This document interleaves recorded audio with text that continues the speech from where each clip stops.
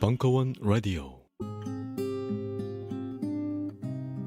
명배우의 명년설 특강 명계남이 해설하는 노무현 명년설 2부 6월 23일 강연. I'm a pond full of regrets. I always try to not remember rather than forget. 다음 연설 또한 중요합니다. 다음 연설은 노무현 대통령이 참평 포럼에서 연설하신 겁니다. 이건 뭐냐면 대통령이 퇴임 말기에, 그러니까 대통령 선거가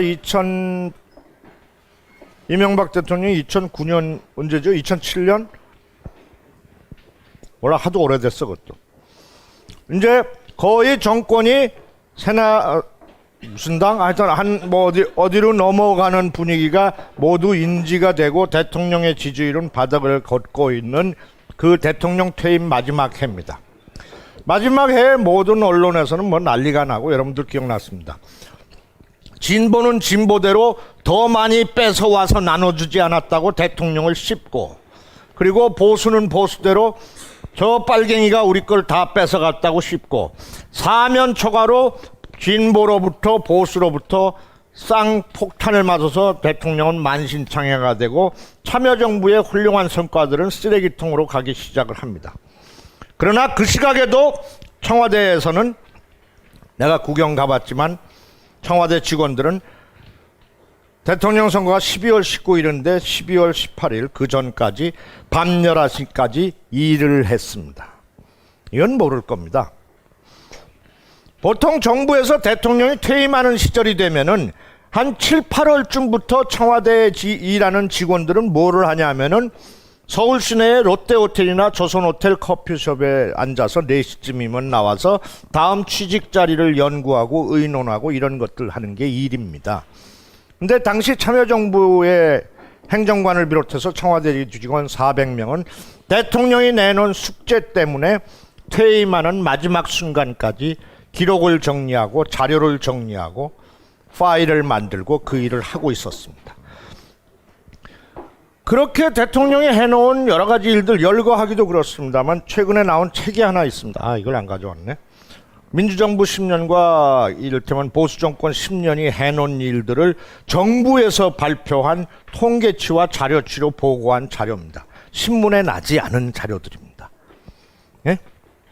이를테면 참여정부 시절에는 우리 국민의 삶의 행복지수라는 것이 세계 몇 위였다. 우리가 평가하는 게 아니라 세계의 OECD 유수한 기관에서 하는 평가, 또는 한국의 언론지수, 우리나라 언론저단에서 발표하는 게 아니라 세계기자협회에서 발표하는 한국의 언론자유지수가 몇 위였다라는 이런 평가. 이거 다 거꾸로 곤두박질 쳐진 거 아시죠?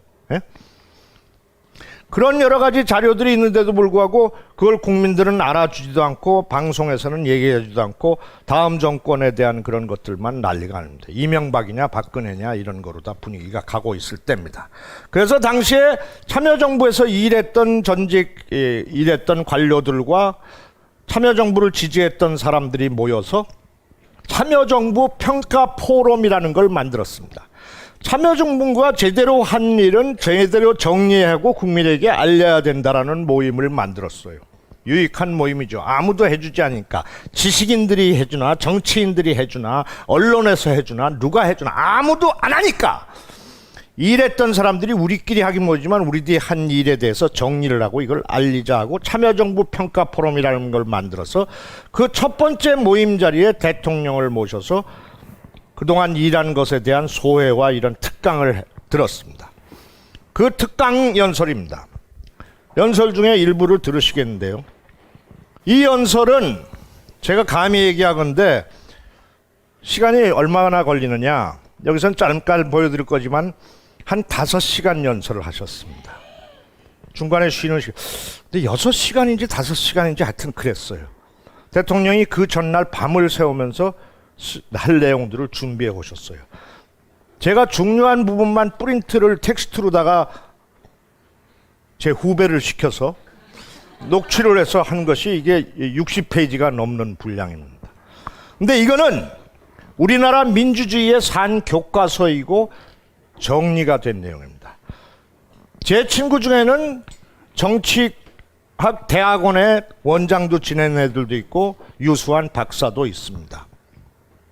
근데 그 친구들이 놀랄 정도입니다. 어떻게 상고 출신의 무지한 대통령이 저렇게 정치에 대해서 해박하고 정확하게 쉽게 설명을 하고 얘기할 수 있는지 자기로서는 학자로서 부끄럽다 할 정도의 내용들이 담겨져 있습니다.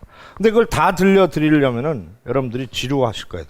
근데 여러분들 또는 여러분들 아이들 중에 정치 사회학 공부하는 자녀들이나 조카가 있으면은 반드시 읽어보길 권하십시오. 저는 틈틈이 봅니다.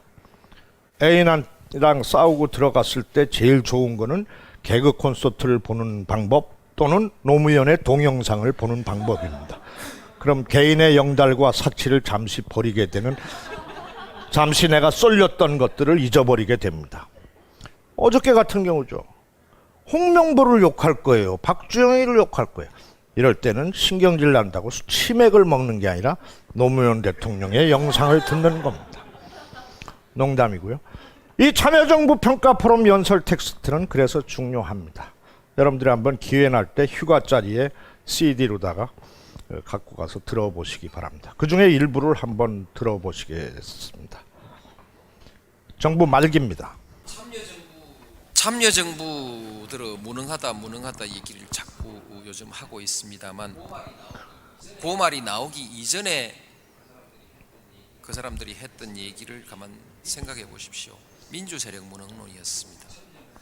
지금 참여정부 무능론이라는 것은 민주세력을 싸잡아서 비하하기 위한 전술이죠. 책략입니다. 그러면서 무능보다는 부패가 낫다, 이런 말을 합니다. 그래서 제가 생각해 보니까 이런 망발이 어디 있느냐. 그런 생각을 하는 사람은 부패하고 무능한 정부를 만들 것이다, 이렇게 생각합니다.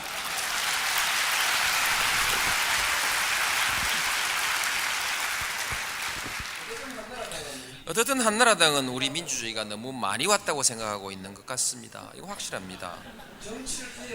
정치를 개혁하겠다는 공약도 없습니다. 정말 우리 정치에 개혁할 일이 없습니까? 참여정부가 다 해결해버려서, 너무 많이 와버려서 돌아가자는 얘기인가? 그렇습니다. 공천헌금 예방을 위한 정책은 한나라당이 내놔야지요. 자기들이 저질렀으니까.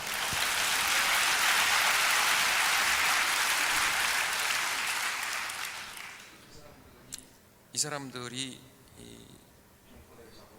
정권을 집권하면 지역주의가 이 공천헌금은 지역주의의 결과 아닙니까? 그렇죠?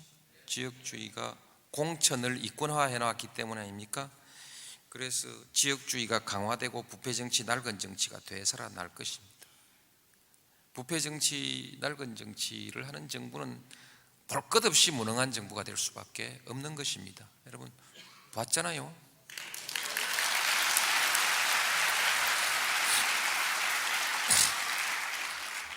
일부 언론과 한 통속이 돼 있습니다. 어제 한나라당 원내대표는 노정권이 언론과 싸움을 벌여서 친노 세력을 결집하고 있다, 이렇게 논평했습니다. 이것은 며칠 전에 조선일보 일면 머리기사 제목 그대로입니다.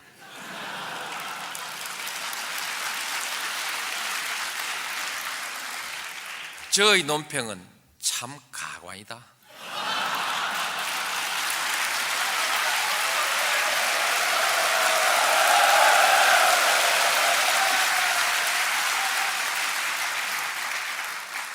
반대로 한나라당이 한마디 하면 그대로 신문 제목이 되는 경우도 부지기수입니다.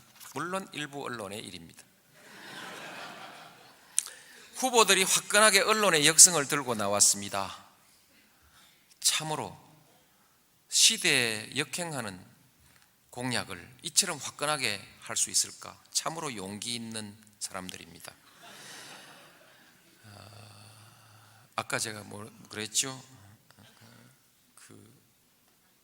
모르면 용기가 있다 했던가? 하여튼 예? 예? 무식한 사람은 용감하다. 예, 무식한 사람은 용감하다. 정말 한나라당이 집권하면 우리 언론에는 어떤 일이 일어날까? 눈을 감으면 항상 눈에 선한데 저는 이것은 눈을 감지 않아도 눈에 선합니다.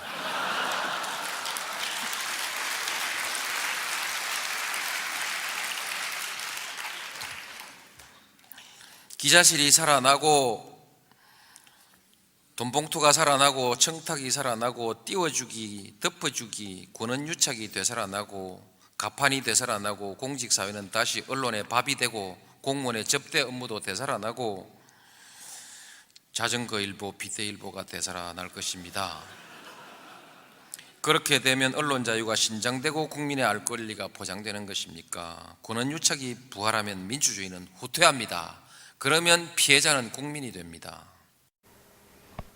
네, 왜 민주주의인가? 여기까지 듣겠습니다. 이 뒤에 민주주의인가라는 내용도 있습니다. 근데 이게 듣기 시작하면 한이 없습니다. 뭐 굉장히 내용이 많아서 민주주의가 무엇인가에 대한 정리, 어느 정치학자보다도 정확하고 쉽게 해설이 되어 있습니다. 아이들한테 읽히시고 여러분들도 참고하시기 바랍니다. 근데 저는 이 연설을 그때 들었습니다. 그냥 구구절절이 죽겠지요. 박수치고 웃고 저런 사람, 내가 사랑하는 사람 막 이렇게 하면서 듣고 중간에 화장실 한번 갔다 오고 나중에 하니까 6시간을 했는데, 근데 이명박 정부가 들어오고 나서 저 연설이 생각나서 다시 들어봤습니다. 정확하게 예언을 했어요. 이명박 정부가 되고 나서 민주주의가 되돌아갔다, 우리나라가 30년 전으로 되돌아갔다, 이런 얘기들은 되돌아가자는 얘기입니까? 라는 얘기가 나오시고 수많은 얘기들이 나옵니다. 그래서 이 참여정부 평가 포럼의 연설은 그런 의미에서 굉장히 중요한 자료입니다. 그래서 저는 이거를 계속 책으로 만들어서, 쪽책으로도 만들어서 이렇게 공부를 시키고 하자 하는데, 이제 뭐 하겠죠. 노무현 재단이 뭐 돈이 많지도 않고 그 재단 후원회원이 돼서, 여기에 보면 진보에 대해서 얘기하는 거 뭐 이런 것들 뭐 다 있습니다. 응? 아까도 저 잠깐 인트로 영상에 나왔지만 진보란 게 뭐냐? 응? 진보란 게 뭐냐? 돈을 이렇게 가난한 사람한테 돈을 나눠주고 복지를 나눠주고 이렇게 같이 쓰자라고 나눠주는 것만이 아니라 권력 자체를 나눠야 그게 제대로 된 민주주의다라는 거죠. 민주주의라는 것이. 그렇게 민주주의에 대해서 설명을 하는 사람이 그렇게 흔하지 않습니다. 아주 쉽게 얘기하는 겁니다. 예?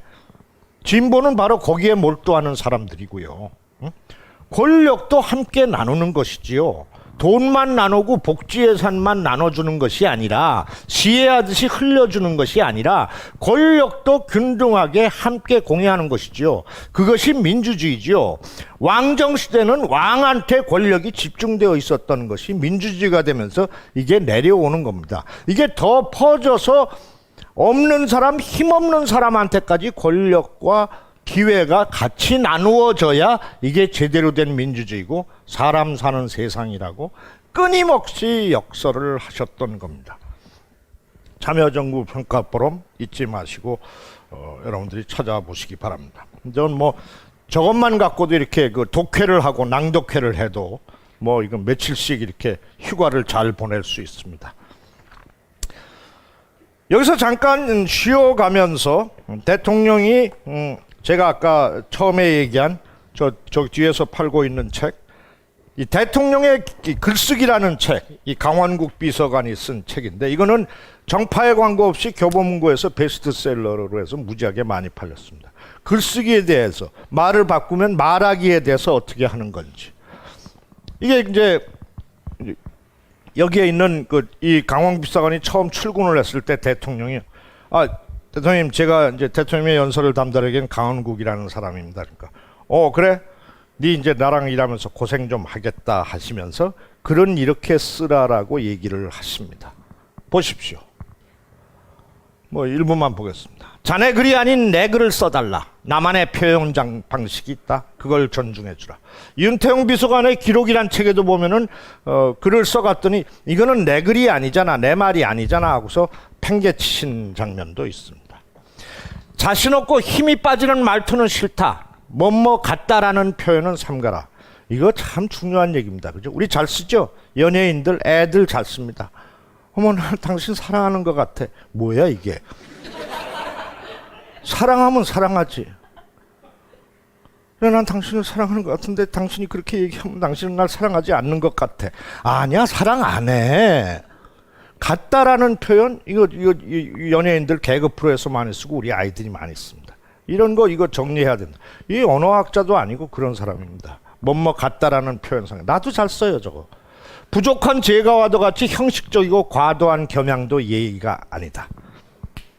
넘깁니다. 다 말하려고 하지 말다. 비유는 너무 많아도 좋지 않다. 쉽고 친근하게 넘깁니다. 다 아는 얘기인데 이거를 연설비서관, 글쟁이로서 30-40년을 살아온 글도사한테 얘기를 하는 겁니다. 글의 목적이 무엇인지 잘 생각해보고 써라. 설득인지 설명인지 반박인지 감동인지 사죄인지 분명하게 글의 목적에 따라서 말을 해야 되는 것이다. 목적이 분명해야지. 응? 엄마 아버지한테 용돈을 달라고 하는 설득인지 안 주면 집을 나가겠다고 협박을 하는 내용인지에 따라서 말이 달라지는 겁니다. 그걸 분명히 해라 이거야. 무슨 등이라는 표현 쓰지 마라. 연설에 힘이 빠진다. 우리 말할 때도 마찬가지. 이거 연설로 듣지 마세요. 나하고 무슨 관계가 있냐. 말하고 비즈니스 토크를 하고 소개팅할 때 하는 거 다 여기 다 있습니다. 때로는 같은 말을 되풀이하는 것도 방법이다. 나에게는 꿈이 있습니다라고 한 킹 목사 연설처럼. 뒷부분에서 이 얘기에 대한 언급이 있겠지만은 I have a dream이라는 문구가 I have a dream 하고 마틴 루터 킹 목사가 반복해서 얘기합니다. 워싱턴 광장에서, 워싱턴 모니멘트 기념탑이 있는 그 광장에서 얘기한 세계 3대 명연설의 하나로 뽑히는 연설이죠. 짧고 간결하게 써라. 군더더기는 안 된다. 수식어 줄여라. 진정서에 수식어 줄여라. 이거 제가 배우들한테 가르칠 때도 하는 말이고 글 쓸 때 쓰는데, 형용사나 부사를 많이 넣으면은 글에 힘이 빠지고 글이 매가리가 없고 글이 추해지기 쉽습니다. 간결한 게 좋다라는 거죠. 나는 당신을 너무나 진짜로 사랑하는 것 같아. 그 사랑하는 거 아니에요. 그냥 사랑해 하면 되는 거예요. 뭐 너무너무 진짜 이만큼 하늘 땅만큼 가슴이 미어질 만큼 아랫도리가 흔들릴 만큼 이게 무슨 소용이 있어요. 사랑한다 하면 되는 거예요. 스케일을 크게 그려라. 다음. 일반론은 싫다. 누구나 하는 얘기 말고 내 얘기를 하고 싶다. 지켜 세울 수 있으면 아껴 세우라. 다음 넘겨주세요. 접속사를 꼭 넣어야 된다고 생각하지 마라. 없어도 사람들은 전체의 흐름으로 이해한다. 글에 힘이 없어집니다. 말에서 접속사가 있으면. 통계 수치는 글의 신뢰를 높일 수 있다. 다음 넘기겠습니다. 자연스럽게 좋다. 중언부언하지 마라. 반복은 좋지만 중복은 안 된다. 기가 막힙니다. 저는 하여튼 이걸 읽다가 땅을 치겠습니다. 진짜 저걸 잊어버립니다 사람들이. 다음. 책임질 수 없는 말 넣지 마라. 중요한 것은 앞에, 사람들은 뒤를 안 본다. 달랑 맨 앞에 명제를 던지고 뒤에 설명하는 식으로 서술이 좋다. 다음. 한 문장 안에서 한 가지 사실만을 언급해라. 나열을 하는 것도 방법이다. 북핵 문제, 이라크 파병, 대선 자금 수사, 나열만으로도 당시의 상황의 어려움을 전달할 수 있는데 뭐 북한과의 핵 문제 뭐 이렇게 설명할 필요 없다는 거죠. 북핵 문제, 이라크 파병, 대선 자금 수사 치면 된다는 거죠. 다음. 같은 메시지는 한 곳으로 응징력 있게 몰아주라. 이것저것에 평소에 사용하는 말을 쓰라. 이게 중요한 말입니다. 28번. 영토보다는 땅, 식사보다는 밥, 치아보다는 칭찬이 낫지 않을까? 우리 대통령은 이렇게 말을 하시는데 이것 때문에 임기 내내 쌍말을 하는 대통령으로 고생을 하셨습니다. 이 책을 읽어보면 나오지만 후반부에 가서 그 말 가지고 언론이 계속 시비를 거니까 내용을 가지고 얘기를 하는 사람은 아무도 없고 말투만 가지고 얘기를 하니까 대통령도 나중에는 지치셔서 굉장히 조심을 하시고 그랬습니다. 이렇게 이 말 해도 되냐 안 되냐. 영토보다는 땅이잖아요. 전달이 잘 되잖아요. 에? 식사보다는 밥이고. 대통령은 그 식사란 말을 모르는 사람이 아닙니다. 사법고시 한 사람이에요. 60명 뽑을 때 지금 300명 뽑을 때가 아니라 니김이 18. 근데 무식하다고 폄하하고 욕을 하고 그랬습니다. 제가 TV 드라마 작가들이랑 PD들이랑 만난 적이 있는데 그들한테 이제 우리나라는 끝났어. 이제 뭐 노무현 대통령 야지고 다 이제 끝났어. 뭐 나라 거꾸로 가는 거지 뭐 됐어. 아이고 뭐 별 거 없어. 뭐 이제 이런 쪽으로 분위기가 흘러갔더니 그 작가 중에 한 명이 나보고 명 선생님 그렇지 않습니다. 그래도 노무현 대통령이 저렇게 비난받고 그렇지만 많이 세상 곳곳에서 변화의 조짐이 뿌리박고 내리고 있습니다. 권위주의를 철폐하신 거? 그 권위주의 철폐한 게 그대로 뭐가 녹아나가고 있는 게 뭐 있어? 권위주의 다시 살아나는데 꼭 그렇지 않다는 거죠. 예를 들어봐. 신경질을 냈더니 그 작가가 하는 말이 예를 들어서 얼마 전에 뿌리 깊은 나무라는 드라마가 있었지 않습니까? 한석규가 세종 한글 만드는 얘기. 거기서 임금의 대사 중에 예엠병할 이런 단어가 나온다는 거예요. 대통령이 왕의 대사에 예엠병할이 나오고 그냥 거침없이 표현하는 거, 이거 다 대통령이 그 권위주의의 철폐에 대한 그런 기운이 돌아서 작가들이 상상력에서 그런 것들이 스스럼 없이 나오겠도록 우리 의식 속에 번져 있다는 거지. 이건 대단한 일이 아니라는 거지. 이렇게 스물스물 녹아내리고 있는 대통령의 철학들이 있다라는 거지. 그래서 기운을 내라는 거지. 알았다 그러고 말았죠. 다음. 그래 논리가 기본이다. 다음. 여러 가지로 해석될 수 있는 표현하지 마라. 단 한 줄로 표현할 수 있는 주제가 생각나지 않으면 그 글은 써서는 안 된다. 중요한 얘기입니다. 헐리우드에서는 유명한 영화사에, 저도 영화사를 했습니다마는 영화사에, 헐리우드 같은 데는 유명한 영화사에 하루에 그 영화 결정 담당자 책상에 1년에 한 2,000편의 시나리오가 옵니다. 그럼 그 중에서 어느 영화가 결정될지를 정하는 겁니다. 그걸 다 읽어봅니까? 어떻게 읽어봅니까? 감독이나 영화를 만들고 싶은 사람이 그 영화 제작자, 투자자한테 가서 설명을 합니다.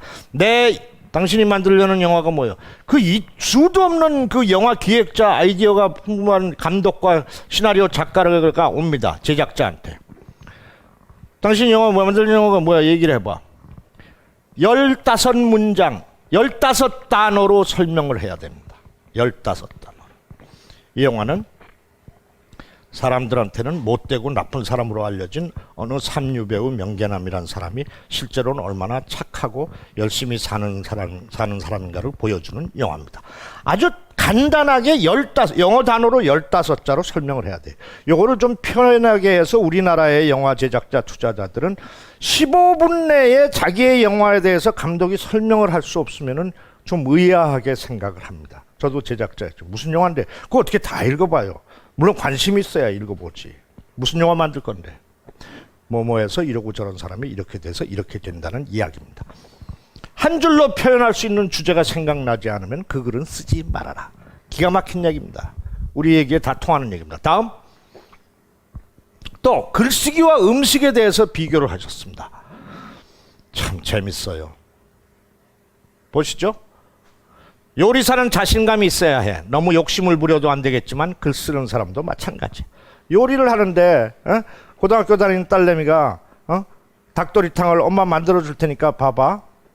그런데 자신 있게 만들어야지. 이거 만들었다가 엄마가 뭐래면 어쩔까? 라면을 끓여도 오빠가 불었다고 뭐라고 할까? 아 그래 엄마 팔다리 아프다. 네가 좀 끓여라. 야 라면이나 먹자. 엄마 내가 끓일게. 오빠가 기집애 네가 끓일 줄 알아. 가만히 있어봐. 만들기 시작을 합니다. 라면을. 팔을 송송 놓고 계란을 풀기 시작합니다. 근데 오빠가 이거를 불었다고 하면 어떨까? 엄마는 맛있다고 할까? 걱정하면서 만들면 그 라면은 요리가 되지 않습니다. 맛있는 음식을 만들면 무엇보다도 재료가 좋아해. 싱싱하고 색다르고 풍성할수록 좋지. 글쓰기도 재료가 좋아해. 당연하다고요? 다음. 먹지도 않은 음식이 상만 채우지 않도록 군더더기는 다 빼라. 제가 연극을 하면서 밖에서 많이 생활했습니다. 집에 가끔 들어가요. 그러니까 한 2달에 한 번씩 들어갑니다. 그러면은 아까 얘기했지만은 북에다 딸들을 두고 내려와서 고생하던 우리 어머니는 막내 아들이 배우가 돼서 뭐 이렇게 산다니까 무슨 대통령이 될 줄 알았는데 딴 딸을 한다니까 그래도 뭐 밖에서 칭찬받고 사는 것 같으니까 들어가면은 상을 차립니다. 그러면 조그만 식탁이지만은 식탁에 바닥이 보이지 않을 정도로 접시들이 가득합니다. 근데 나는 바쁘죠. 빨리 대충 그냥 뭐 와서 봤으니까 밥 먹고 용돈 타가지고서 빨리 시내 만나러 가야 되니까 내가 좋아하는 반찬에만 손이 갑니다. 이렇게 대충 빨리 후딱딱 먹습니다. 그럼 우리 어머니는 그 노인네들은 내가 손이 안 가는 접시를 갖다 내 앞으로 또 밀어놓습니다.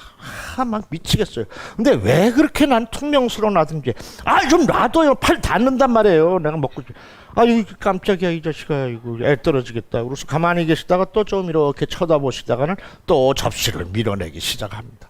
우리 형님도 툭툭하긴 마찬가지예요. 좀 놔둬요. 어서 먹어요. 그러지 말고 알았다 이 새끼들아. 반찬을 밀어내요. 필요 없어요. 반찬 많이 차리는 거. 우리나라 식탁들 그거. 응? 쓸 때 먹지도 않는 음식이 상만 채우지 말란 말이야. 군더더기 다 빼들어. 식당에 가보세요. 반찬이 맛있어. 이거 반찬 좀 더 드세요. 그러면 두 번째 나오는 반찬이 앞에 나온 것보다 더 많이 줘. 씨발. 그래서 음식물 쓰레기가 더 남어. 그걸 인심이라고 얘기를 하더라고요. 근데 난 짜증나더라고요. 그게 뭐야? 음식물 쓰레기는 어떻게 할 거야? 그래서 또 그런 걸 생각해서 또 정갈하게 만든다고 음식점에서 조금씩 내놓는 집에 가면은 또 사람들이 신경질 내. 얼마든지 더 드릴 테니까 드리라고 하는데도 불구하고 음식물 쓰레기 이거 주범 이거. 글의 시작은 에피타이저, 글의 끝은 디저트에 해당하지. 이게 중요해. 딱 찍어내서 말씀하십니다. 다음. 핵심 요리는 앞에 나와야 돼. 두괄식으로 써야 한단 말이지. 다른 요리로 미리 배를 불려놓으면 정작 메인 요리는 맛있게 못 먹는 법이. 소개팅 하면서 감명 깊게 본 영화가 뭐예요? 전공이 뭐예요? 뭐 길게 가. 왜 빙빙 돌아. 좋아하는 책이 뭐였어? 그게요? 어느 동네 살았어요? 막 빙빙 돌아.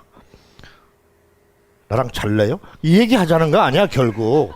심하게 얘기하면은 마음에 들어요 이 얘기 아니야. 뭐 빙빙 돌아. 나의 잘래요 편집 안 되지. 쓸데없이 빙빙 돌려서 얘기하지 말고 핵심을 찔러서 얘기를 해야 된단 말이야. 부모를 설득할 때, 친구한테, 선생님한테, 리포트를 쓸 때 어디에나 다 통하는 얘기예요. 대통령이 글쎄요. 다음 다 됐나요? 또 양념이 들어가면 느끼하다.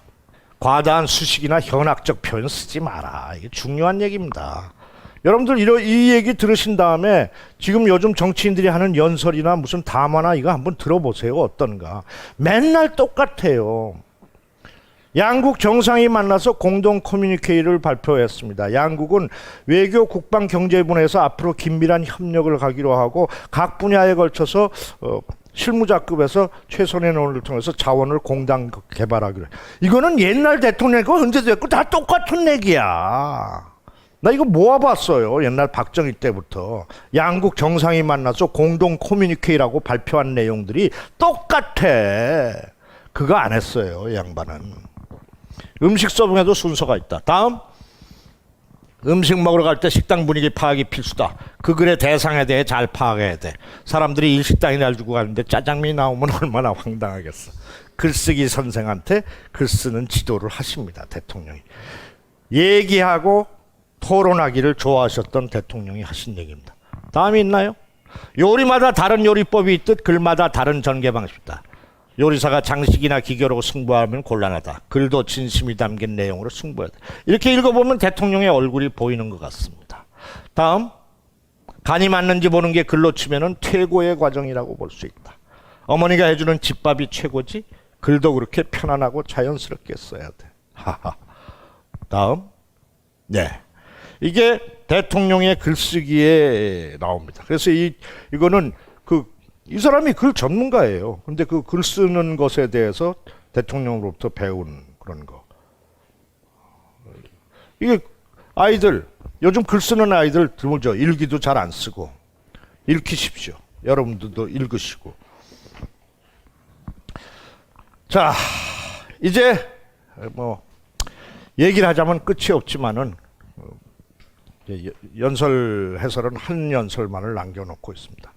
대통령은 얘기를 하기를 좋아하셨고 표현하기를 좋아하셨고 정리하고 기록하기를 좋아하셨습니다. 그래서 대통령의 말씀들은 알려지지 않은 게 부지기수입니다. 그거 안 했다. 독도 안 했지. 독도 관련 들어야겠다. 독도 영상, 독도 연설을 들으시겠는데요. 이 독도 연설은 이거는 대통령이 하시는 연설 기법 중에서 담화문입니다. 담화문은 외교적인 담화문은 모든 문장이 그 나라 언어로 번역이 되어서 해당 당사국에도 공식적으로 전달이 되고 유엔에도 가고 관련 주변 국가의 외교 사절들에게도 공통으로다가 배포가 됩니다. 그 나라 언어와 세계 공통어로다가 영어를 포함해서 한국말과 공통으로 배포되기 때문에 이런 연설은 원고가 정밀하게 쓰여져서 단어의 선택이 굉장히 중요하게 됩니다.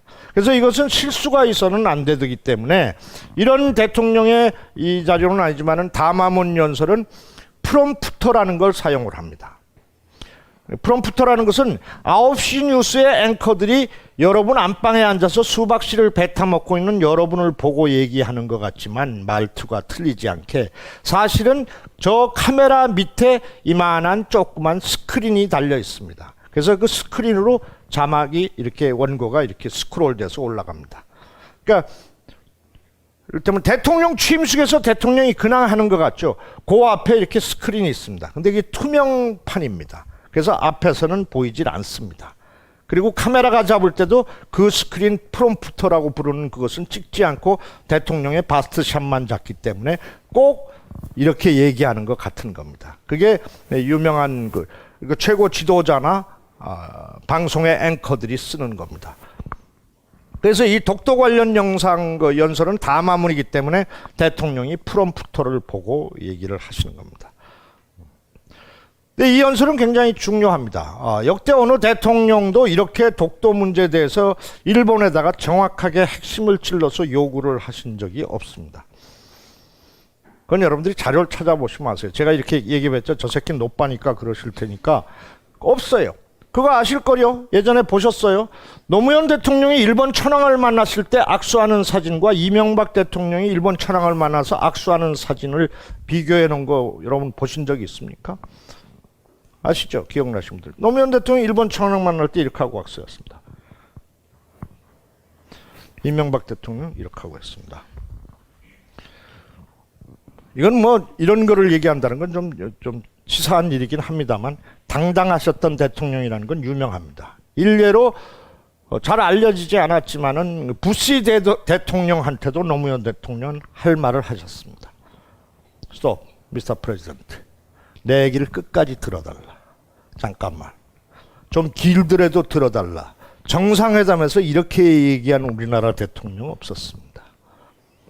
부시 대통령과 앉아서 회담하는 사진이 나왔는데 우리 대통령이 다리 꽈다고 어느 신문에서 꼰 적이 있습니다. 왜? 미국 대통령은 다리 꽈도 되고 우리 대통령은 다리 꼬면 안 돼요. 당당하셨습니다. 약소국가의 대통령으로서 다른 나라의 정상들을 만날 때 항상 국민들의 자존감을 걱정하시면서 국민들이 어깨 펴고 볼 것을 생각하시고 행동거지를 하셨습니다. 중요한 얘기입니다. 중요한 얘기입니다. 부시 대통령한테 당신 북한 보고 악의 축이라는 말을 쓰는 거 그렇게 생각할 수 있다. 그렇지만 당신은 미국의 대통령이 아니라 세계의 지도자 아니냐. 그러면 세계의 지도자면 통이 커야지.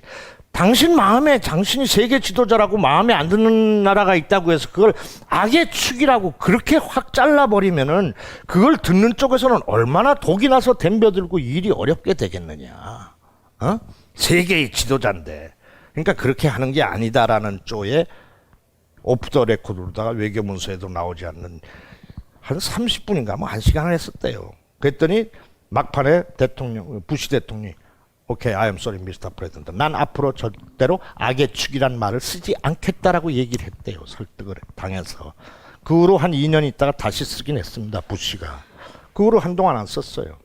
그 말은 옳은 얘기니까. 그렇게 설득을 했어요. 당신이 세계의 대통령인데 쥐도 나갈 구멍을 보고 쫓아야지. 이 나쁜 새끼하고 하면 애가 그게 견딥니까 그게. 그러면 안 되는 거다. 세계의 지도자가. 악의 축이란 그런 거 아니지. 이걸 한 거예요. 누가 그런 얘기를 해요. 정상회담에서. 독도 문제가 발생했을 때 곤돌라 라이스 당시 미 국무장관, 미국의 국무장관은 우리나라로 치면 국무총리 넘과는 넘버 2, 그죠? 당시에 곤돌라 라이스 국무장관이 흑인 여성인데 대단한 여성이었죠. 독도 문제로다가 한국과 일본이 시끄럽습니다. 중국 눈치 보면서 폼 잡고 있고.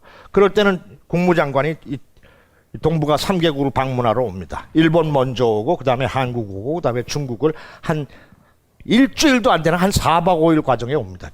일본에서는 한 1박 2일이나 2박 3일 자고 한국에 와서는 1박 1일, 1박도 아니고 그냥 원데이로 다 가고 그다음에 중국 갑니다.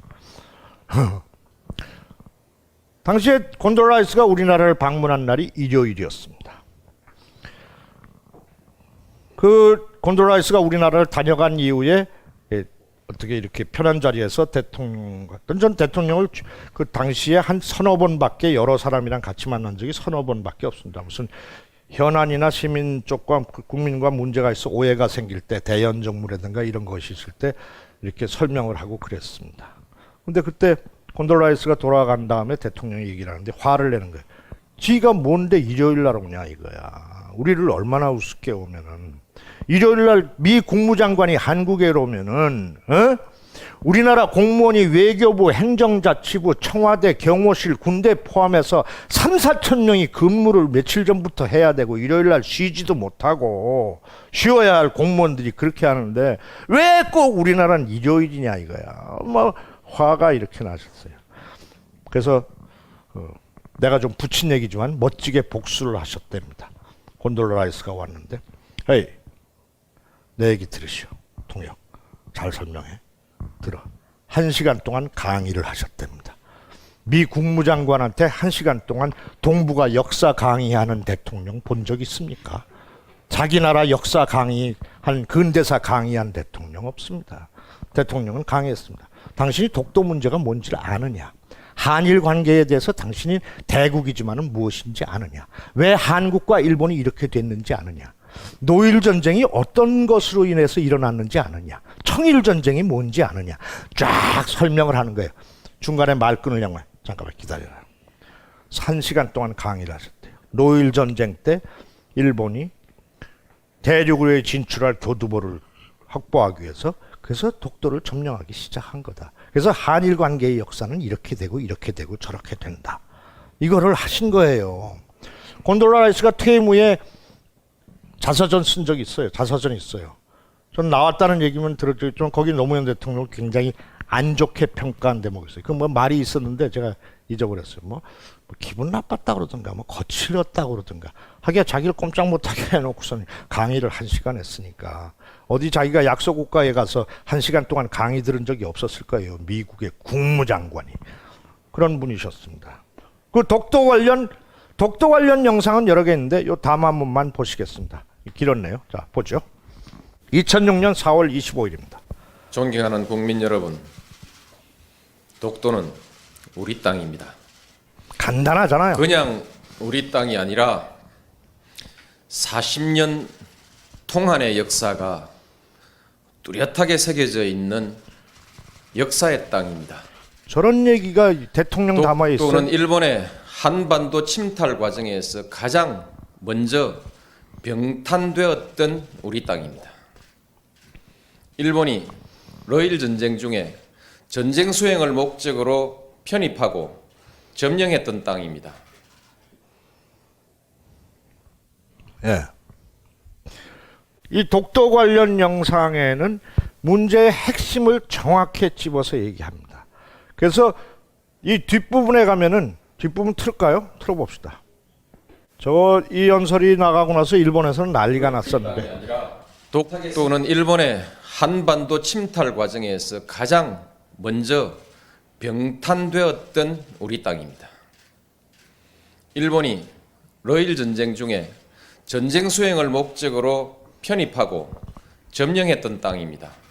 독도를 분쟁 지역화하려는 일본의 의도를 우려하는 견해가 없지는 않으나 우리에게 독도는 단순히 조그만 섬에 대한 영유권의 문제가 아니라 일본과의 관계에서 잘못된 역사의 청산과 완전한 주권 확립을 상징하는 문제입니다. 공개적으로 당당하게 대처해 나가야 할 일입니다. 존경하는 국민 여러분, 이제 정부는 독도 문제에 대한 대응 방침을 전면 재검토하겠습니다. 이 얘기는 외교적으로 굉장히 독도 중요합니다. 문제를 일본의 역사 교과서 왜곡, 야스쿠니 신사 참배 문제와 더불어 한일 양국의 과거사 청산과 역사 인식, 자주 독립의 역사와 주권 수호의 차원에서 정면으로 다루어 나가겠습니다. 주권 수호 물리적인 차원에서 도발에 다루겠다. 대해서는 일본한테 강력하고 얘기하는 겁니다. 단호하게 대응해 나갈 것입니다.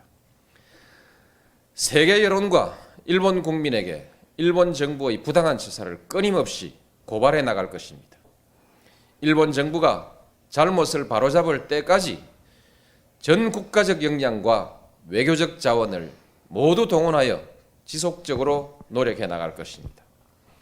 그 밖에도 필요한 모든 일을 다 할 것입니다.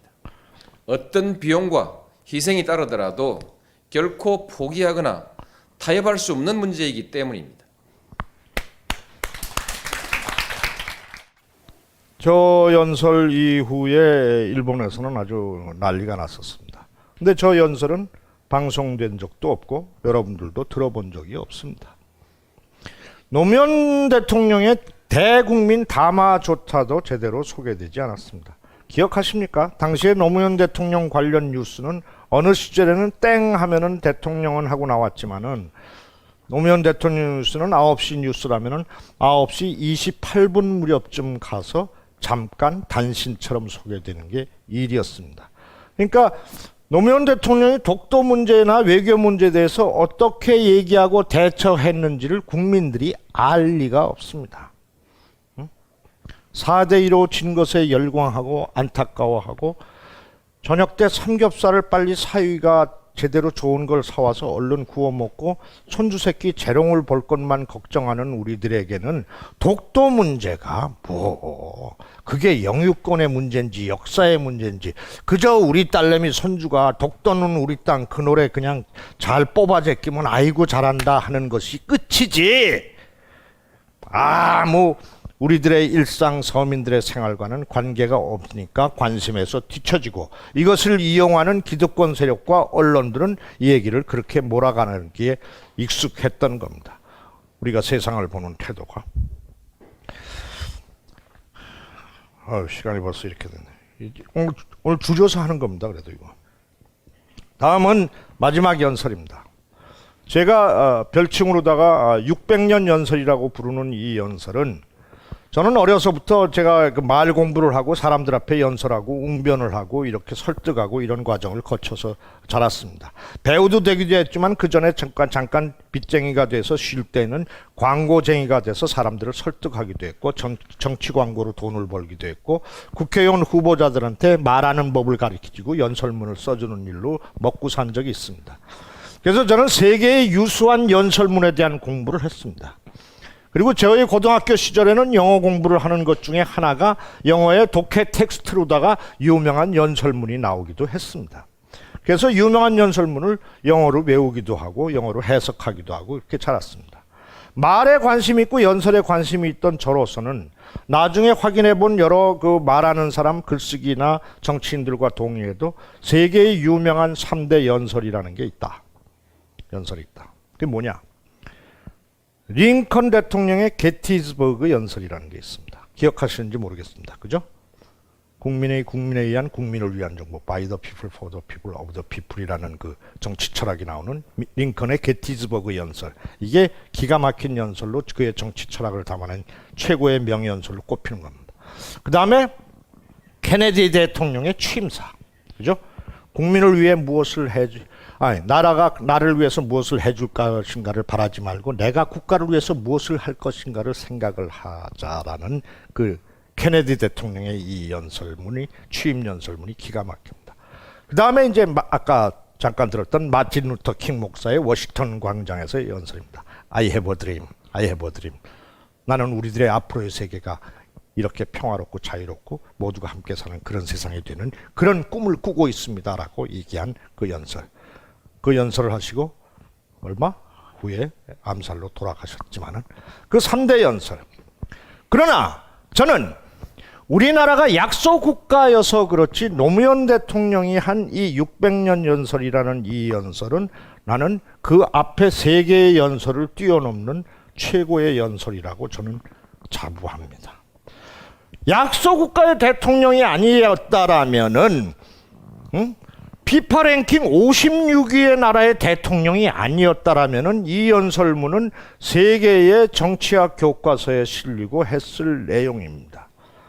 이 연설은 대통령께서 민주당 후보로 대선에 나가겠다라고 처음 언급하는 자리에서의 연설입니다. 보시면 아시겠지만 원고가 들어있지 않습니다. 메모가 들어있긴 합니다. 그러나 체화되어서 나오는 목소리, 가슴에서 나오는 진심, 그리고 그의 눈빛, 목소리가 이 내용의 위대함을 조금 더 훼손시키지 않는 강력한 힘을 발휘하고 있습니다. 진심을 읽으실 수가 있는 겁니다. 이 600년 연설은 시간이 되면은 이렇게 틀어놓고 여러분들 한 사람씩 시켜보고 경연대회를 해서 상도 주고 뭐 그러려고 그랬는데 시간이 없으니까 우리가 한두 번 들어보고, 여러분 첫 번째 들어보고 그 다음에 따라서 입속으로 한번 소리내서 해보고 해보시기 바랍니다. 조선 건국 이래로 600년 동안 우리는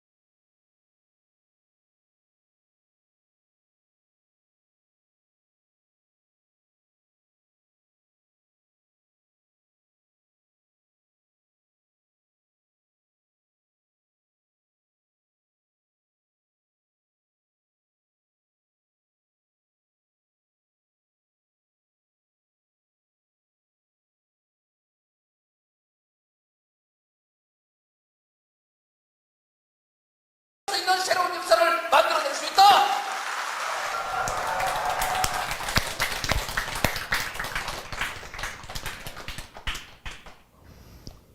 그랬습니다. 문성근과 정근은 저는 재수했고 문성근은 저보다 한 살 어려서 72학번입니다. 유신 시대입니다. 우리가 대학을 다니던 시대는 학교의 반이 문이 닫혀 있었고 학교에 군인들이 위수종이라는 이름으로 들어와서 텐트를 치고 있으면 되었고, 조금 더 지난 다음에는 학교에 경찰 병력이 사복을 입고 들어와서 50%는 경찰이고 50%가 학생입니다. 같이 우유컵차기를 하는데 옆에 다 있습니다.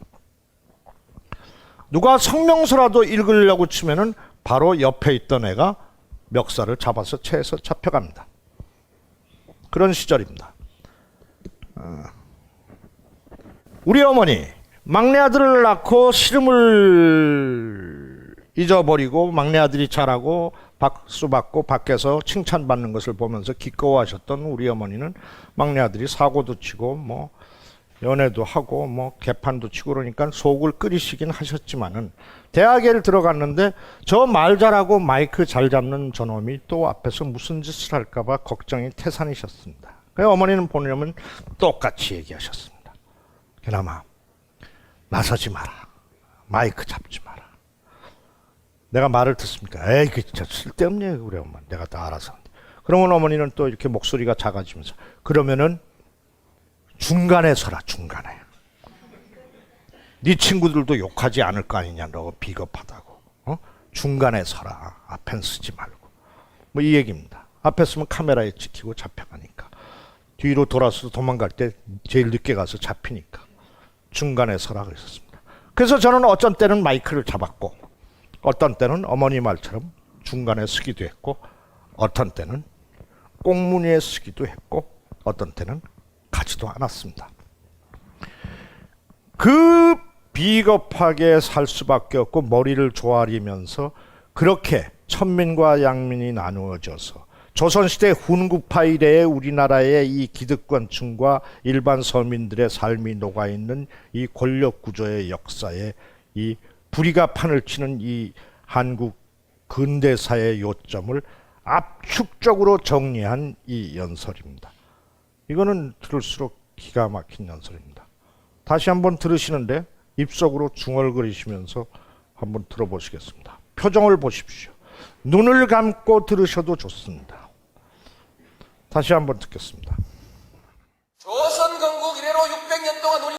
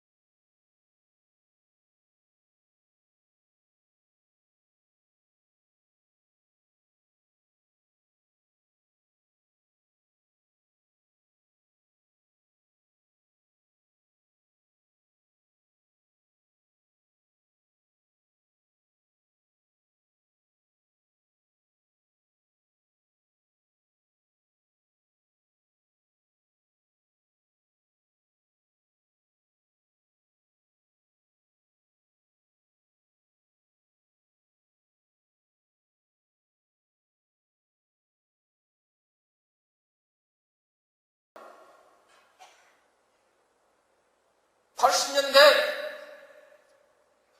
시위하다가 감옥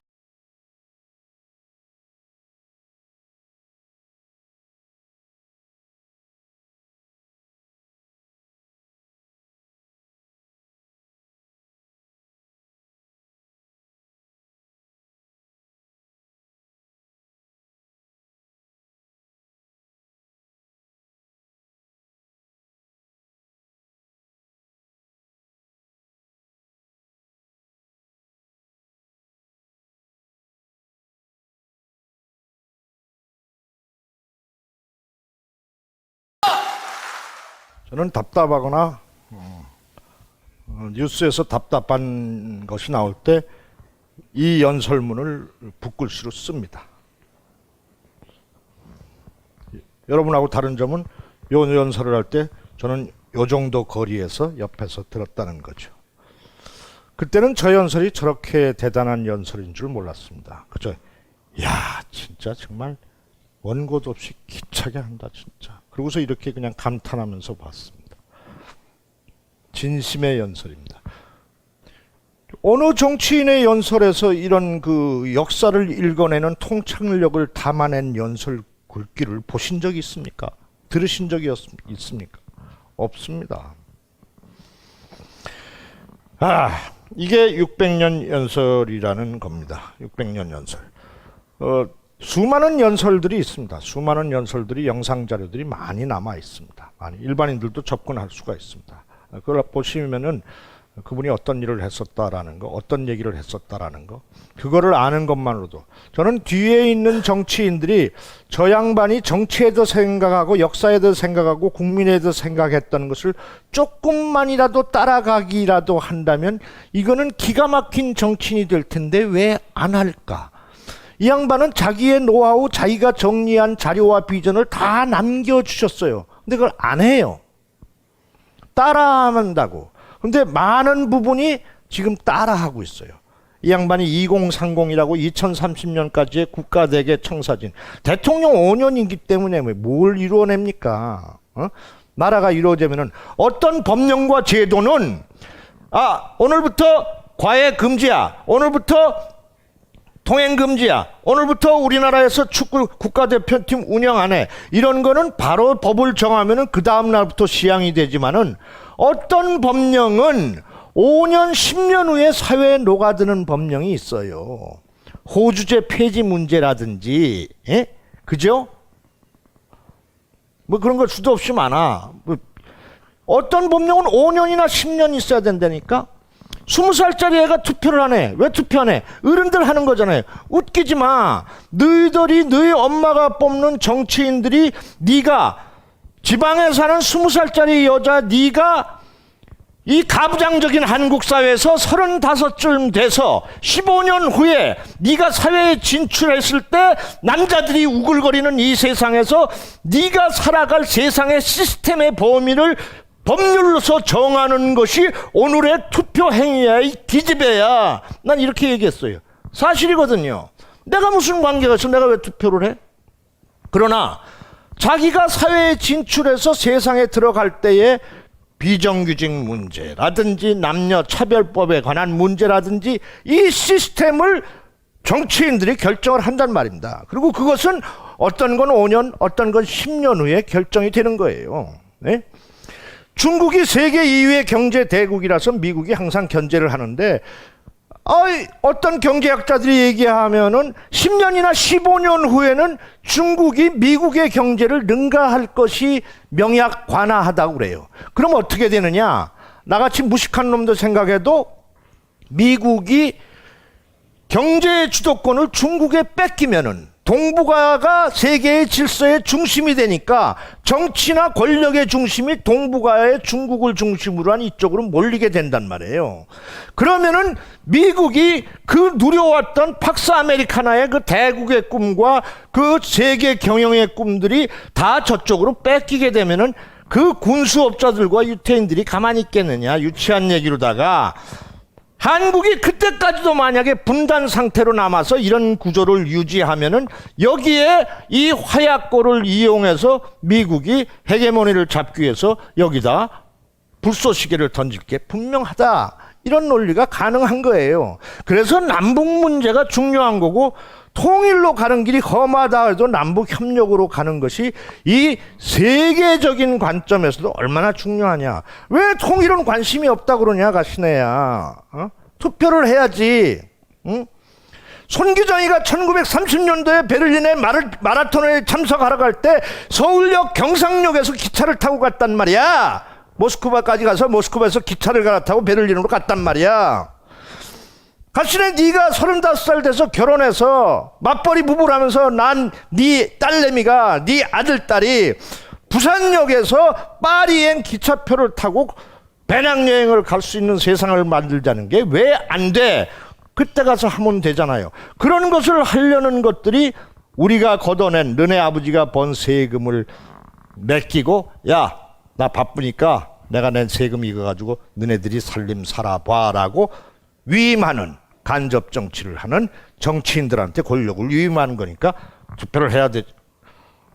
내가 이 얘기 왜 하지? 다 투표한 사람들 같은데. 저는 이런 못된 버릇이 있어요. 흥분하는 버릇이.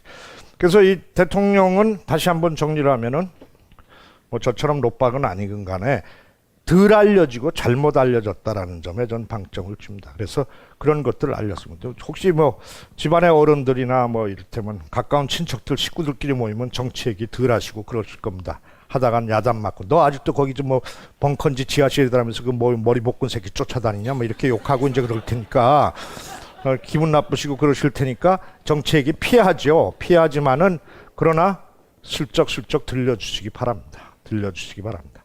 조선일보만 40년째 보시는 아버지한테 슬쩍 한겨레 신문 여러분 돈 내서 끼워보세요.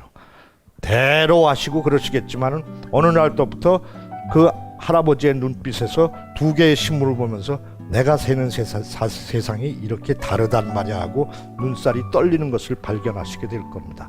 한쪽의 창문으로만 보시던 분에게 다른 창문이 깨끗한 창문이 이런 창문이 있다는 걸 알려주는 노력을 게을리하지 말아야 됩니다. 시간 나면은 여기까지가 연설과 관련된 제 그 같이 듣기 행사였습니다. 뒤에 대통령님의 어록들 정리한 영상을 마지막으로 들으면서 오늘 행사를 마치겠습니다. 뒤에 거 들려주시죠. 고맙습니다.